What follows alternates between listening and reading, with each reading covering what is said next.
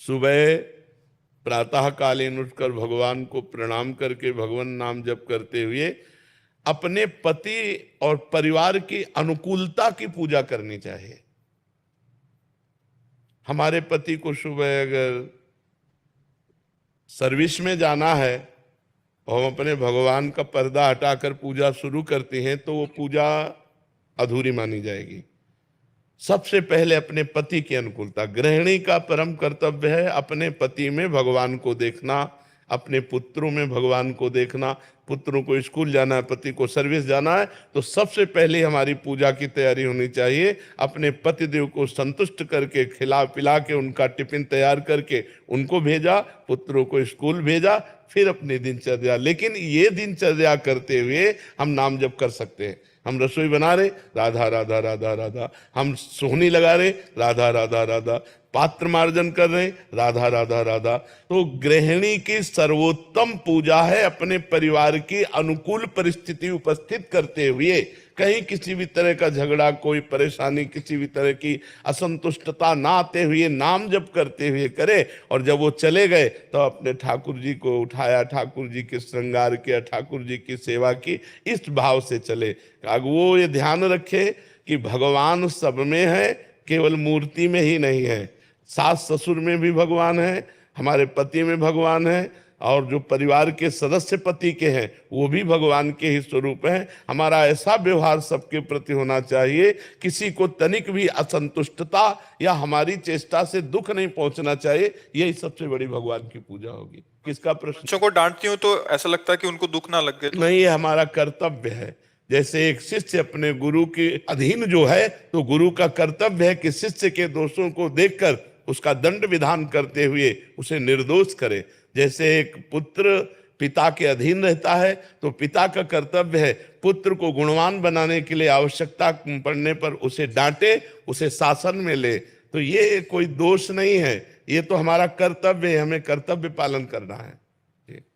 आदर्श श्रीवास्तव जी मुंबई से। राधे राधे। राधे राधे महाराज जी। महाराज जी, इनका भी सेम प्रश्न है। कह रहे कि जब ऑफिस में किसी कर्मचारी को दंड देता हूं तो मन जलता है कि जब भगवान सबको क्षमा कर देते तो मुझे भी क्षमा कर देना चाहिए, तुम क्यों दंड? भगवान सबको क्षमा नहीं करते, नहीं तो सब किसी को कर्म भोग भोगना ही ना पड़े। सब मंदिर जाते हैं, सब हाथ जोड़ते हैं, सब जय जय मनाते हैं, नहीं क्षमा करते हैं। क्षमा तब करते हैं जब कोई आर्त भाव से कि अब लो नसानी, अब ना नसो, आज तक किया, हे परमात्मा आज के बाद कदापि नहीं करूंगा और निरंतर नाम जप करूंगा, सही चलूंगा, तो भगवान कुछ दिन देखते हैं और फिर उसको क्षमा कर देते हैं। अगर ऐसे कोई गलती नहीं करना चाहता, गलती करने का स्वभाव नहीं है, लेकिन स्वाभाविक संयोगवशात गलती पड़ गई और हम अधिकारी पद पर हैं और हम देखते हैं कि इसका गलत स्वभाव नहीं है, गलत करना भी नहीं चाहता, संयोगवशात गलत हो गया है, तो छोटा मोटा दंड देकर उसे क्षमा कर देते हैं।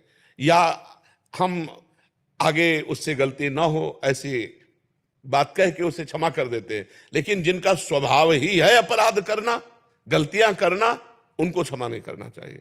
उनका सुधार ही दंड के द्वारा होता है, वो क्षमा के द्वारा ठीक नहीं। क्षमा के द्वारा उनकी आपराधिक प्रवृत्तियां और बढ़ती हैं, उनको दंड के द्वारा पवित्र करके शासन में लेना चाहिए। तो ये भगवान ने इतना तो ज्ञान दिया ही है कि सामने वाला व्यक्ति आपराधिक प्रवृत्ति वाला है या संयोगवशात अपराध बन गया है। कभी कभी ऐसा होता है कि आपराधिक प्रवृत्ति ना होने पर संयोगवशात अपराध बन जाता है।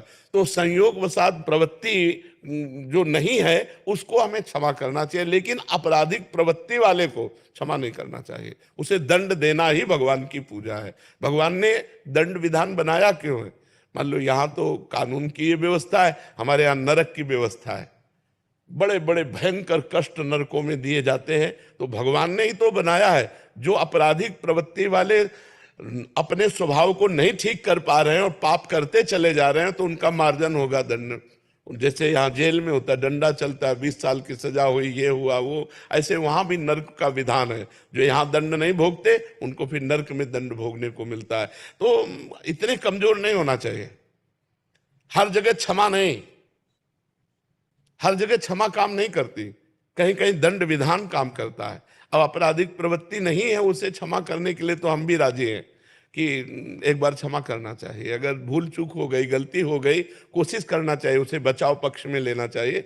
लेकिन जिनकी प्रवृत्ति छल कपट अपराध प्रमाद स्थिति धर्म के विरुद्ध आचरण करना, ऐसों को दंड देना चाहिए। दंड से ही उनकी बुद्धि शुद्ध होती है। उसमें आप बिल्कुल निर्विकार रहिए और ऐसों पर दया भी ना कीजिए, क्योंकि विधान विधान है। अगर ज्यादा दया करेंगे तो आप अपने कर्तव्य से च्युत हो जाएंगे।